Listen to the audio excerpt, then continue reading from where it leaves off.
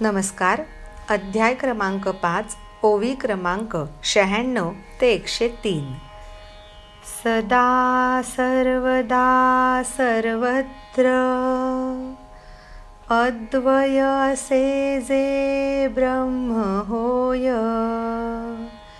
समदृष्टीचे जे तत्व संपूर्ण समजे तो आपणास. न करता विषयांचा त्याग, पीडा न देता इंद्रियांस, जे जाहले निरीच्छ निस्संगता ते भोगतात. लोकांना अनुसरूनच करतात ते सारे व्यापार, परंतु ते त्यागतात अज्ञान जे जनमानसात. पिशाच जसे असते जगात, परी न पडते ते दृष्टीस. देहधारी असूनही संसारात, लोक न ओळखती त्यास. वाऱ्याच्या संगतीने जल, लाट होनी खेळे पाण्यावर. समजती सारे लाटांस, वेगळे पाण्याहून. त्यास वेगळे नावरूप, मन त्याचे सर्वत्र समान. उरतो तो ब्रह्म होऊन, खरोखर. समदृष्टी लाभली ज्यांस, त्यास ओळखण्यासाठीच सांगेन काही लक्षण संक्षेपात. मृगजळका लोटते सांग, किंचित तरी का पर्वत. तसेच घडता शुभ अशुभ, उत्पन्न न होतसे विकार. त्यानंतर ज्ञानेश्वर महाराज म्हणतात, सदा सर्वदा सगळीकडे अद्वय असं जे ब्रह्म आहे, ते समदृष्टीचं तत्व संपूर्ण ज्याला समजतं असा तो ज्ञानमय असतो. विषयांचा त्यागसुद्धा न करता, इंद्रियांना कुठलीही पीडा न देता जे निरीच्छ होतात ते निस्संगपणा भोगतात.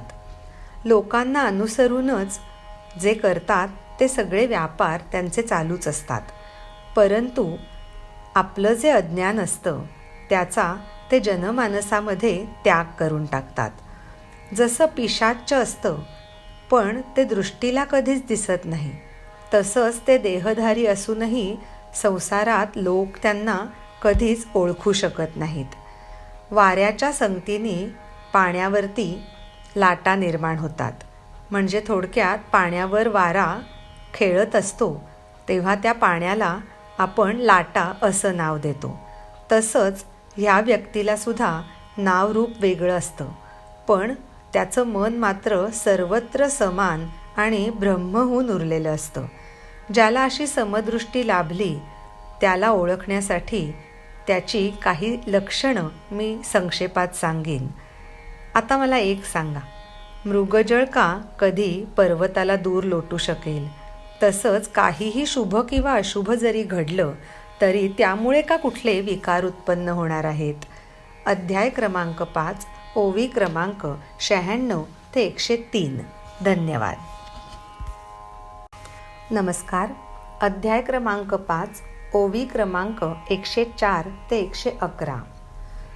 तात्विकदृष्ट्या असे तोच समदृष्टीचा पुरुष, अर्जुनास बोले अच्युत, ब्रह्म समजावे त्यास. आत्मरूपास जो सोडून कधी न येई इंद्रिय गावात, विषयहीन करतो सेवन, काय त्यात असे नवल. अपरिमित असे आत्मसुख, स्वभावतः त्याच्या हृदयात, कशास मग तो टाकेल विषयांकडे पाऊल. कमळदलांचे करुणी पात्र, चंद्रकिरणांचे जो करी भोजन, सांग मग तो चकोर, चाटेल का वाळूचे कण. ज्यास आपल्या आतच आत्मसुख झाले प्राप्त, सहजच सुटती विषय, सांगण्याची काय गरज. आता सहज म्हणून मनात करतो विचार, विषयांच्या या सुखात फसतात कोण. भुके जला कोणी गरीब, कोंड्याचे करतो सेवन, आत्मस्वरूपाचा नाही अनुभव, तेच रमती विषयात. तहाने नेत्रस्त हरिण, होवोनिया भ्रमयुक्त, मृगजळास समजूनी जल, माळरानी पोचतात. यानंतर श्रीकृष्ण अर्जुनाला म्हणतात, तात्विक दृष्ट्या जो समदृष्टीचा असतो त्यालाच ब्रह्म समजावं. आपल्या आत्मरूपाला सोडून जो कधीच इंद्रियांच्या गावात येत नाही आणि विषयांचंही सेवन करत नाही, तर मग त्यात कसलं आलंय नवल. अरे, ज्याला अपरिमित असं आत्मसुख अनुभवायला मिळालेलं आहे आणि स्वभावतःच ते सुख त्याच्या हृदयामध्ये आहे, ती व्यक्ती मग विषयांकडे पाऊल तरी कशाला टाकेल. कमळदलांच्या पात्रामध्ये चंद्रकिरणांचं जो भोजन करतो असा जो तो चकोर, तो कधी वाळूचे कण चाटेल का. ज्याला आपल्या आतच आत्मसुख प्राप्त झालंय त्याचे विषय कधीच सुटून जातात हे सांगायची काय वेगळी गरज पडते का. आता सहज म्हणून तूही मनात विचार कर, विषयांच्या या सुखात कोण बरं फसतं. अरे, भुकेजलेला कोणी गरीब असतो ना, तो कोंड्याचं सेवन करतो, पण आत्मस्वरूपाचा जर त्याला अनुभवच नसेल तर तो विषयात रमणारच ना. तहानेनी त्रस्त हरिण जे असतं ते भ्रमयुक्त होतं आणि मृगजळाला पाणी समजून त्याच्या मागे धावत धावत माळरानी पोचतं. अध्याय क्रमांक 5, ओवी क्रमांक 104 ते 111. धन्यवाद. नमस्कार.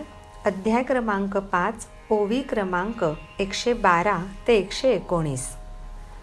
आत्मस्वरूपाचा न जेथे अनुभव, स्वरूपानंदाचा तिथे अभाव,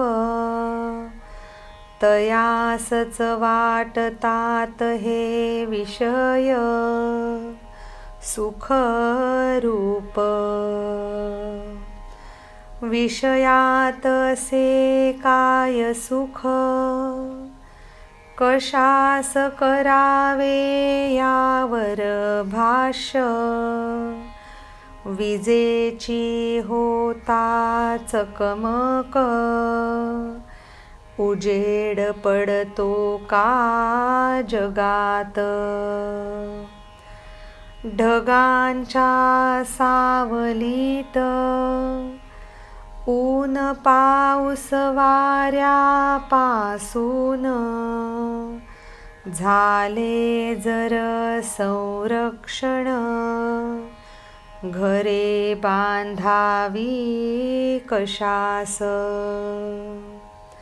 विषकंदास म्हणावे मधुर. तसेच असे विषय सुख, न जाणता विषयांचे रूप. व्यर्थ असेही बडबड. पृथ्वीपुत्रास म्हणती मंगळ, मृगजळास म्हणावे जल. विषयानुभवास म्हणावे सुख, यात नसे काही तथ्य. हे राहू दे बाजूस नागफण्याच्या सावलीत. उंदरास वाटेल का शांत, सांग तूच.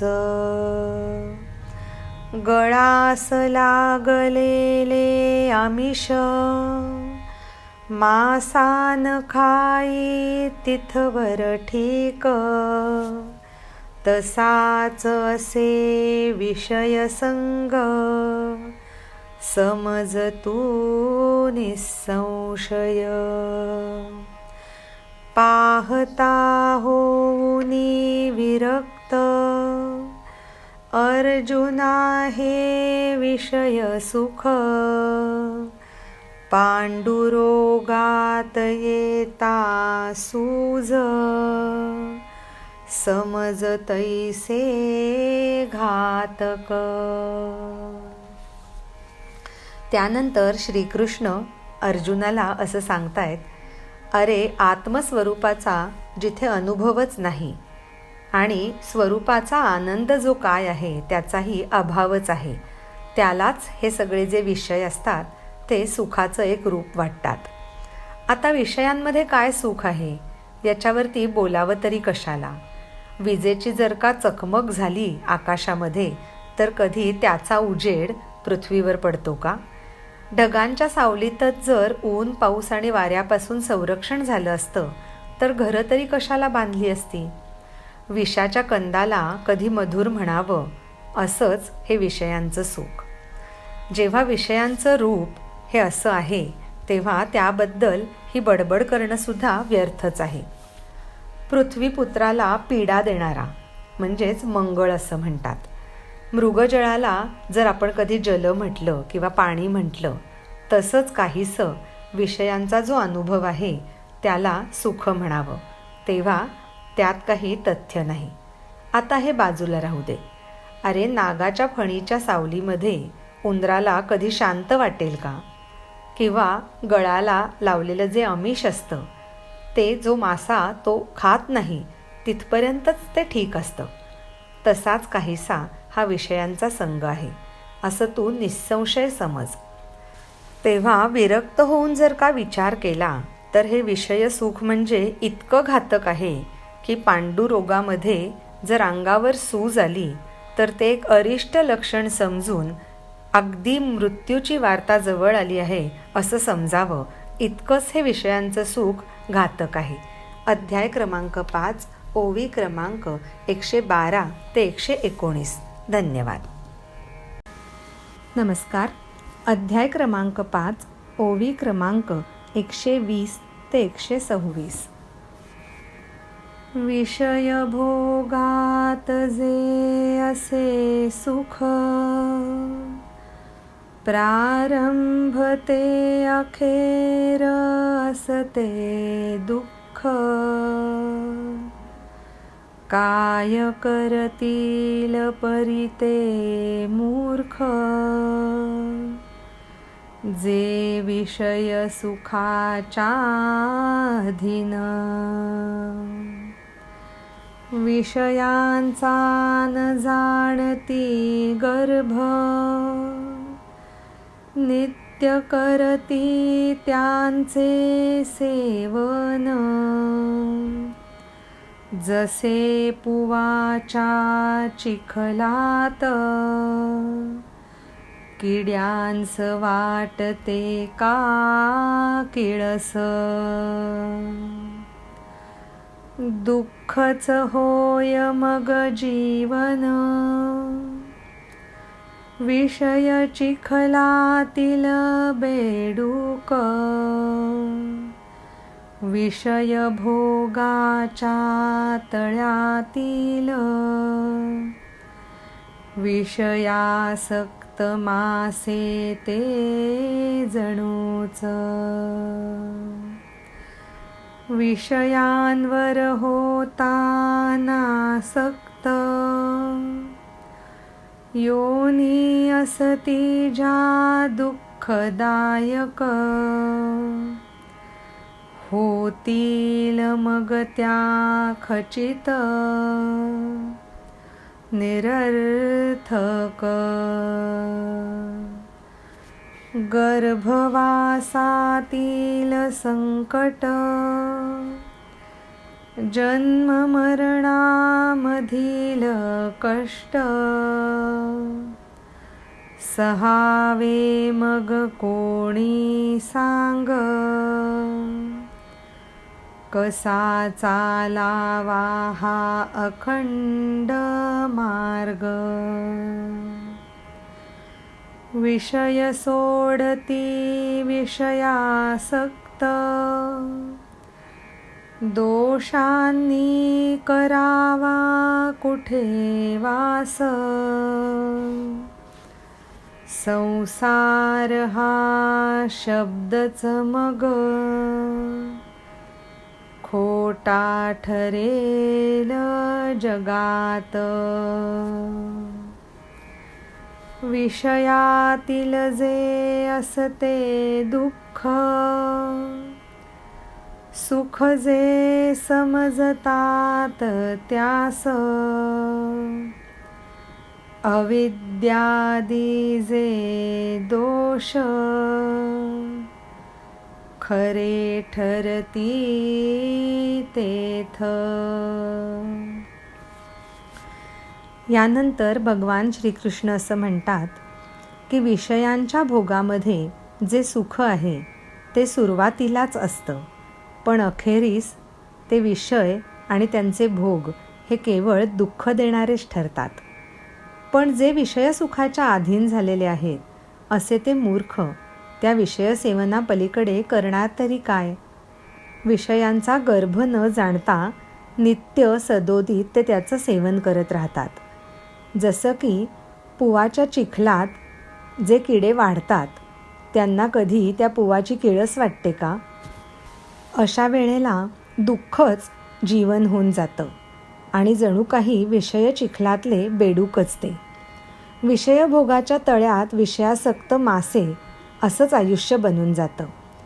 सगळेच जर का विषयांच्या बाबतीत अनासक्त व्हायला लागले तर मग दुःखदायक अशा ज्या योनी असतात किंवा दुःखदायक अशा ज्या योनींमध्ये प्रवेश होऊन आयुष्य जगावं लागतं त्या योनींना कुठला अर्थच उरणार नाही. मग गर्भवासातलं संकट, जन्म आणि मरणाच्या वेळी होणारे कष्ट हे कोण बरं सहन करेल. आणि मग हा अखंड चालणारा मार्ग कसा बरं चालेल. आणि जर विषयासक्त व्यक्तींनी विषय सोडून दिले तर मग सगळ्या दोषांनी कुठे बरं राहावं. आणि संसार हा शब्दच मग ह्या जगामध्ये खोटा ठरून जाईल. विषयातलं जे दुःख असतं ते जेव्हा त्याला सुख समजतात तेव्हा अविद्यादी जे दोष आहेत ते तिथे राहायला लागतात, हेच खरं. अध्याय क्रमांक 5, ओवी क्रमांक 120 ते 126. धन्यवाद. नमस्कार. अध्याय क्रमांक 5, ओवी क्रमांक 127 ते 133.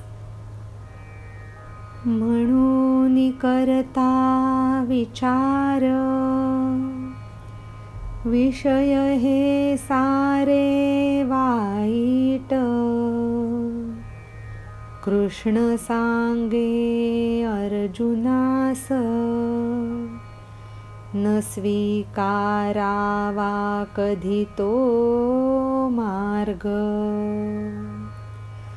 विरक्त जे जे पुरुष, विषयांस समजती विष, दुःख रूपी असे ते सुख, निरीच्छ होऊनी त्यागतात. जया जाहले आत्मज्ञान, विषयांचा ह्यान तेथे ठाव. वृत्ती जशा काम क्रोध, देहात राहुनी ठेविल्या अधीन. ब्रह्मसुख येई अनुभवास, तयांना अंतःकरणात. बाह्य विषयांची ते गोष्ट,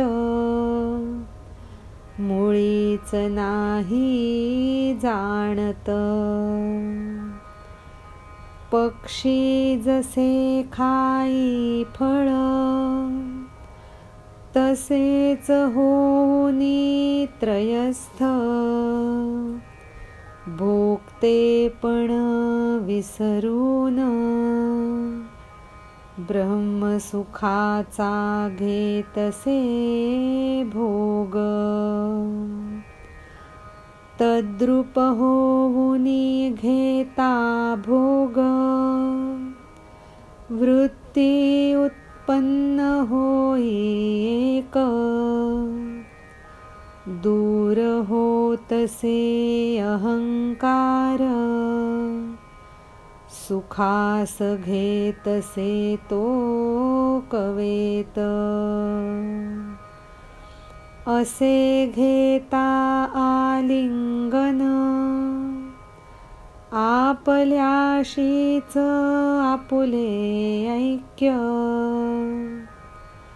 जल नदीसे जैसे अलग,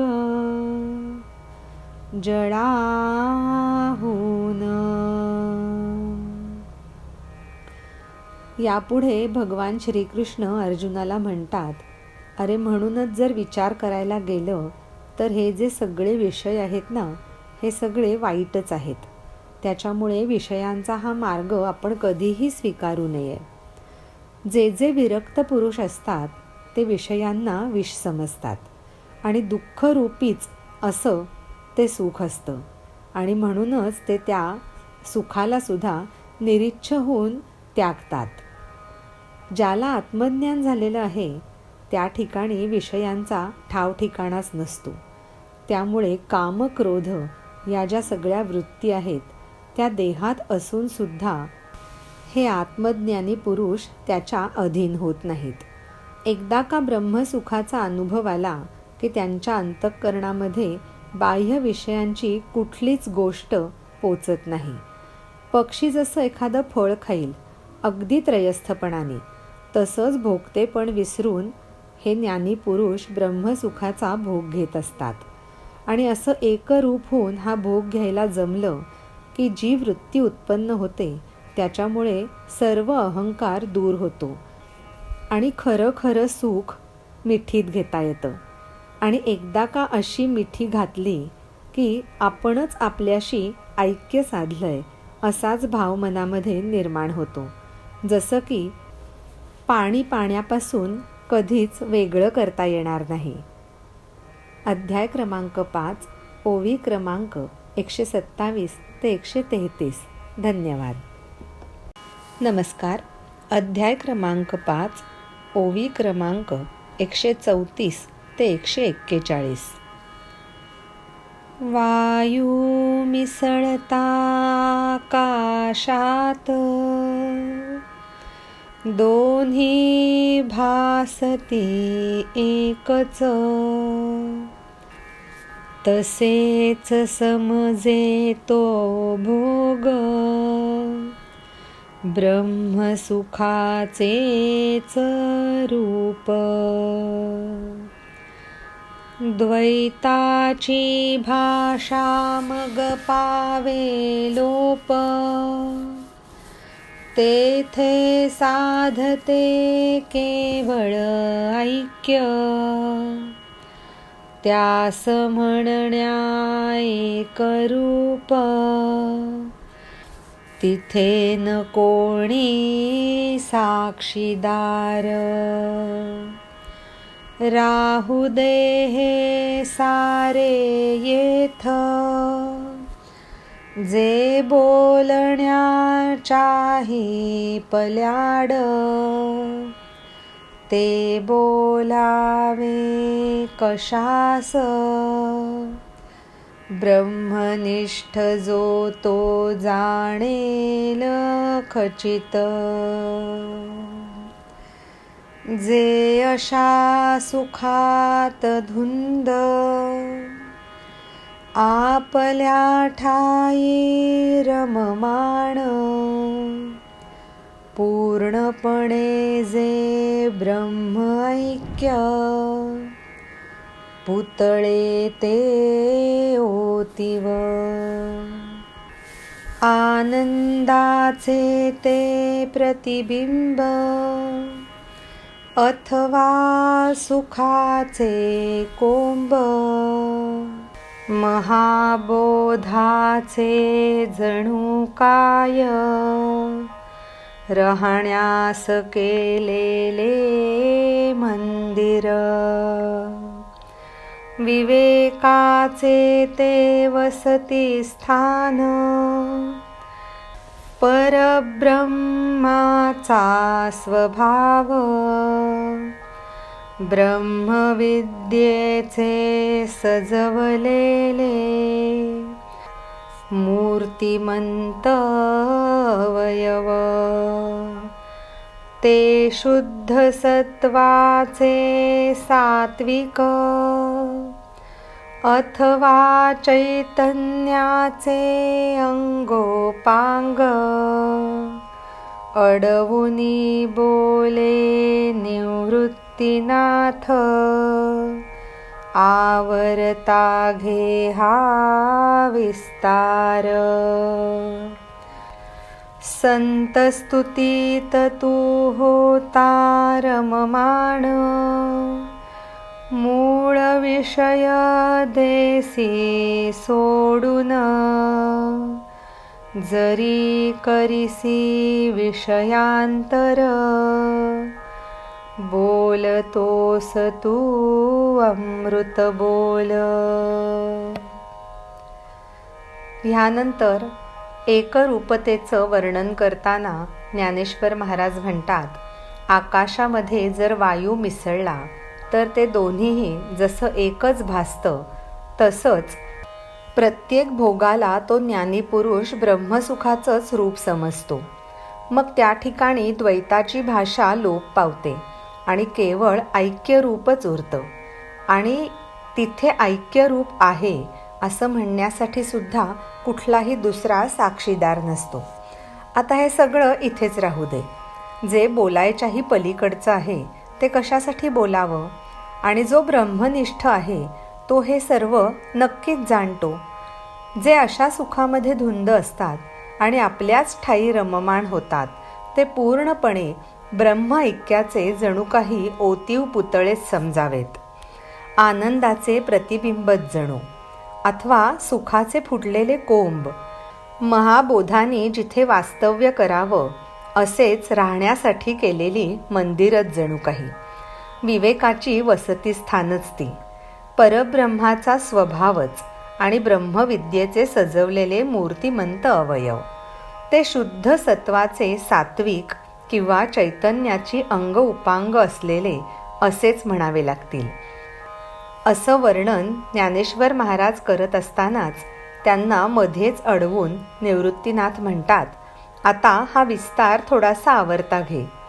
मुळातच संतांची स्तुती करायची म्हणल्यावर तू त्यात अगदी रममाण होतोस आणि मूळ विषय सोडून वेगळंच काहीतरी विषयांतर करून बोलतोस. पण जरीही असं विषयांतर तू केलंस तरी तू जे बोलतोस ते बोल इतके मधुर असतात की जणू काही ते अमृताचेच वाटतात. अध्याय क्रमांक 5, ओवी क्रमांक 134 ते 141. धन्यवाद.